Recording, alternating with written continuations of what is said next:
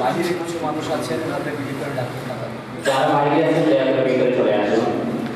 যারা বাইরে আছেন মজাগুলো আপনারা ডাক্তারের ভিতরে চলে আসুন। এর পর্যায়ে প্রধানমন্ত্রী বক্তব্য নিয়ে আসার জন্য আমি বিনীত আহ্বান জানাচ্ছি জনাব সৈয়দ আব্দুল সামাদ রুবেল মহোদয়, কেন্দ্রীয় সভাপতি আমাদের সবুজ সেবক পরিষদ। যেহেতু আমাদের জামাত 4টা বিশ্ববিদ্যালয় অনুষ্ঠিত হবে, আমি আহ্বান করব খুব সংক্ষিপ্ত আকারে বক্তব্য দেওয়ার জন্য। প্রাণপ্রিয় সংগঠন বাংলাদেশ সবুজ সেবক পরিষদ সিলেট বিভাগ কর্তৃক আয়োজিত আজকের শীতবস্ত্র বিতরণের সম্মানিত সভাপতি আমার সহযোদ্ধা, এই সংগঠনের সিলেট বিভাগের একজন প্রাণপুরুষ বলা যায়, যার অক্লান্ত পরিশ্রমের ফলে আজকে আমরা সবাই একত্রিত হতে পেরেছি এবং ওনাকে সহযোগিতা করেছেন এই সংগঠনের এই সিলেট বিভাগের সিনিয়র সহসভাপতি এবং সভাপতি সেক্রেটারি সহ আজকে যারা উদ্বোধক, প্রধান আলোচক এবং বিশেষ অতিথিবৃন্দ যারা উপস্থিত আছেন।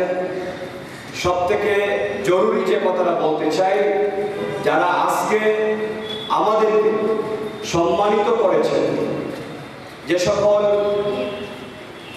সুবিধা বঞ্চিত মানুষ আজকে কম্বল নিতে এসেছেন, গ্রহণ করতে এসেছেন, সবার উদ্দেশ্যে আমার অন্তরের অন্তঃস্থল থেকে মোবারকবাদ জ্ঞাপন করছি।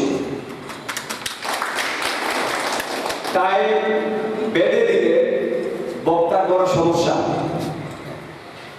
আর আমার জন্য টাইম বেঁধে দেওয়াটা আসলে একটু আমার জন্য আনইজি, কারণ আমি একটু কথা বলবো। আজকে যারা উপস্থিত আছেন এই সংগঠন সম্পর্কে তো জানা দরকার না? একটু আওয়াজ দিবেন। যারা ভাইয়েরা আছেন আওয়াজ দিয়ে, ভুল দেওয়ার দরকার নেই। আপনারা জানতে চান এই বাংলাদেশ সবুজ সেবকটা কি, এই সংগঠনটা কবে থেকে শুরু হয়েছে, এই সংগঠনের জন্মটা কিসের জন্য হয়েছে, অবশ্যই এই প্রশ্নটার উত্তর আমরা জানতে চাই।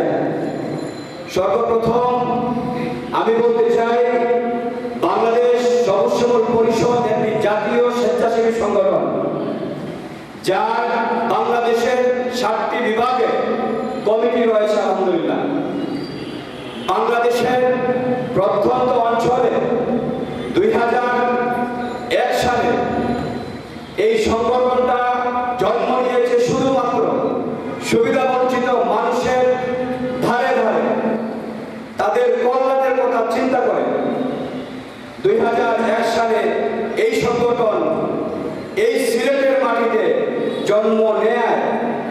আজকে আমরা সিলেটবাসী একটা কারণে গর্ববোধ করতে পারি।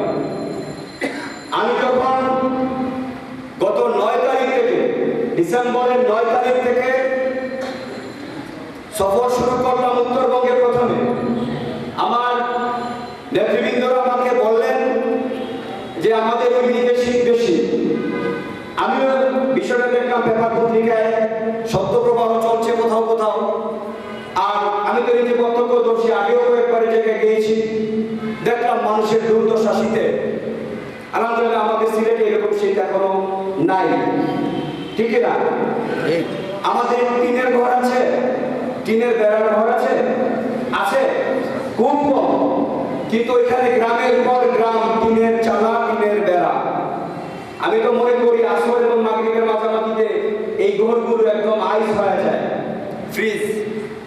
এই মানুষগুলো ঘুমায় কেমনে? আমি গর্ববোধ করি সেই সময়, কারণ কি আমি সিলেটের সন্তান।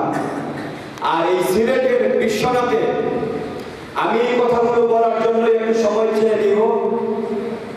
প্রয়োজন বোধে নামাজটা হয় 5 মিনিট আগে পড়বো অথবা 5 মিনিট পরে পড়বো, কারণ এই সময়টা আমরা সব সময় পাবো না। আমার কর্মীদেরকেও জানা দরকার এই সংগঠনের জন্ম এবং এই সংগঠনের কার্যক্রম জানা দরকার, এবং এই সংগঠনের অর্থের যোগান কোথায় থেকে আসে, এত অর্থ কোথায় থেকে আসে। কোন রাজনৈতিক ব্যক্তি দিচ্ছেন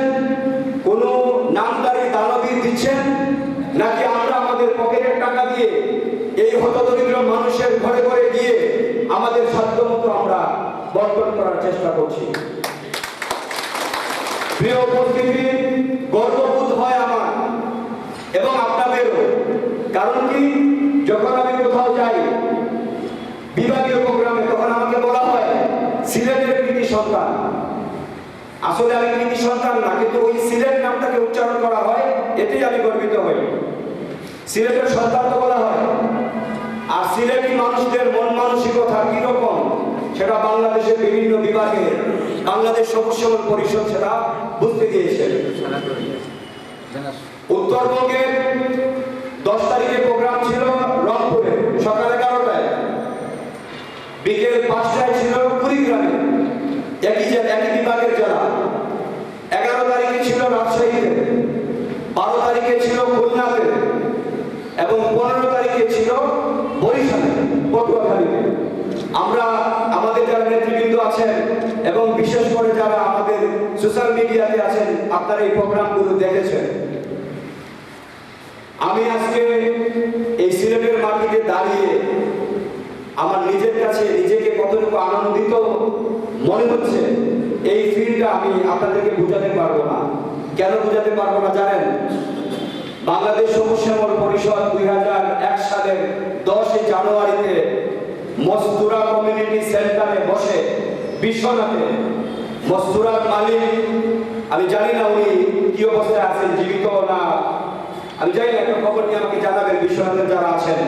হান্নান ভাই, মস্তুরা কমিউনিটি সেন্টারের মালিক হান্নান ভাই, এই হান্নান ভাইয়ের সহযোগিতায় আমি তখন স্টুডেন্ট বিশ্বনাথ আলিয়া মাদ্রাসা, তখন আমরা এই সংগঠনটাকে কয়েকজন, বিশ্বনাথের কয়েকজন আমাদের মতো তরুণ নিয়ে, কিশোর নিয়ে এই সংগঠনটাকে তৈরি করেছিলাম।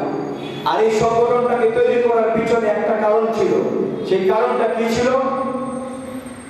চাঁদনী থাপন জামে মসজিদের বিপরীতে কিছু পরিত্যক্ত জায়গা ছিল, এখানে একজন বুড়িমার থাকা ছোট একটা গড় ছিল। সেই গড়টা তুফান উড়িয়ে নিয়ে গিয়েছিল। আমরা নামাজে যাওয়ার সময় দেখলাম উনি শীতে কাঁপছেন, রাতের বৃষ্টিতে ভিজেছেন, কিন্তু আমরা তো ছাত্র মানুষ, আমাদের তো ওনার ঘর নির্মাণ করে দেওয়ার ক্ষমতা নাই, কিন্তু আমরা চেষ্টা করেছিলাম। সেদিন জানতাম না এই সবুজ শ্যামল পরিষদ সারা বাংলাদেশে ছড়িয়ে পড়বে একদিন। প্রিয় বন্ধুগণ, দুঃখের সঙ্গে বলতে হয়, এই সিলেট সিটি কর্পোরেশনের অনেক কাউন্সিলরের কাছে যেতে হয়েছে, অনেক দানবীরের কাছে যেতে হয়েছে, যারা নামদারি দানবীর এই সমাজে প্রতিষ্ঠিত। আমাকে ভুল বুঝবেন না, আমি প্রত্যক্ষ এবং পরোক্ষভাবে আমি নাম ধরে ধরে বলতে পারি, তারা আজকে খুব লজ্জা পান। আমি যখন ফোন দিয়ে বলি যে সিলেট বিভাগের প্রোগ্রাম হচ্ছে, আপনি চিফ গেস্ট থাকেন, আসেন, লজ্জা পান। কেন জানেন? তখন বলতেন, রুবেল এইসব দাঙ্গা বাদ দাও, পড়াশোনায় মন দাও। আমি এই দাঙ্গা বাদ দিতে পারি নাই। আমি ক্ষুধার যন্ত্রণা জানি, কারণ আমি আমার শিক্ষা জীবন পার করছি লজিংয়ে থেকে। আমি লজিংয়ে থেকেছি। লজিংয়ে থাকার কষ্ট একটা স্টুডেন্টের কিরকম, যে লজিংয়ে থাকে সে জানে। না খেয়ে থাকার যন্ত্রণা, খালি গায়ে থাকার যন্ত্রণা, শীতের সময় শীত বস্ত্র না থাকলে ওই মানুষের যন্ত্রণা, রাস্তার ফুটপাতে যারা ঘুমায় তাদের কষ্ট খুব কাছ থেকে অনুধাবন করেছি। আল্লামা ফুলতুলি সাহেব রহিমুল্লাহ বড় সাহেব, যারা আমাদের বর্তমান মুর্শিদ ইমাদউদ্দিন চৌধুরী মাদ্দাজিল্লাহ আলিয়া, আমাদেরকে প্রায় সময় নসিহত করেন, মনকে নরম করার জন্য এথিম অনাথ অসহায়দের কাছে বসো, বসলে বুঝতে পারবা তুমি কোথায় আর তারা কোথায়। তখন আল্লাহর প্রতি অটোমেটিকলি তোমার শুকরিয়া আদায় হবে মন থেকে, এবং তাদের কষ্টগুলো অনুবাদন হলে, হৃদয়ের মধ্যে লালিত হলে, তখন তুমি তাদের জন্য কিছু করার চিন্তা ভাবনা তোমার মাথায় আসবে। বাংলাদেশ সবুজ শ্যামল পরিষদ একটা অরাজনৈতিক, একটা অলাভজনক স্বেচ্ছাসেবী সংগঠন। কাউকে এখানে প্রেসার ক্রিয়েট করা হয় না যে আপনি এখানে 10 টাকা দেন বা আপনি আজকে 1 ঘন্টা সময় দেন। বন্ধুগণ, 2026 সালে আমরা ঘোষণা করেছি বাংলাদেশের 64টা জেলায় এই স্বেচ্ছাসেবী সংগঠনের জেলা কমিটি করার জন্য। প্রয়োজন পড়েছে। বলবেন অরাজনৈতিক সংগঠনের এত জেলায় জেলায় কেন যেতে হয়? আমি দেখেছি বিভাগ থেকে জেলায়, জেলায় থেকে উপজেলা, উপজেলা থেকে ইউনিয়ন, ইউনিয়ন থেকে ওয়ার্ড, ওয়ার্ড থেকে গ্রাম, মহল্লা, এইসব জায়গায় সুবিধা বঞ্চিত মানুষ বেশি। আমি শপথ করেছি বাংলাদেশ সবুজ শ্যামল পরিষদকে আল্লাহ কবুল করেছেন, কারণ আমি 2 বার উমরাতে গিয়ে আমি নিজের জন্য এত দোয়া করতে পারি নাই যত দোয়া আমি এই সবুজ শ্যামল পরিষদের কর্মীদের জন্য করেছি। আর এই দোয়া যে কবুল হয়েছে সেটা প্রমাণ হচ্ছে এই বছরের 7 বছর, যা আমি গত বছর এই সাহস দেখাইতে পারি নাই। 7টা বিভাগে ঢাকা উত্তর দক্ষিণ সহ এবং গ্রাম্যবান পথ শিশুদের সহ ফুটপাতের লোকদের সহ প্রায় 1500 কম্বল বিতরণ করার একই ফান্ডে একক ব্যক্তির উদ্যোগে করতে পারাটা এবং এই যে স্টেজ মোড যা কিছু হচ্ছে একক ফান্ডিং একজন ব্যক্তির পকেট থেকে, যেটা ছোট একটা সাহসের বিষয় নয় আমার জন্য, কারণ আমি বড় কোনো শিল্পপতি নই, আমি বড় বিজনেসম্যান নই, আমি লতিফিয়া বিজনেস গ্রুপ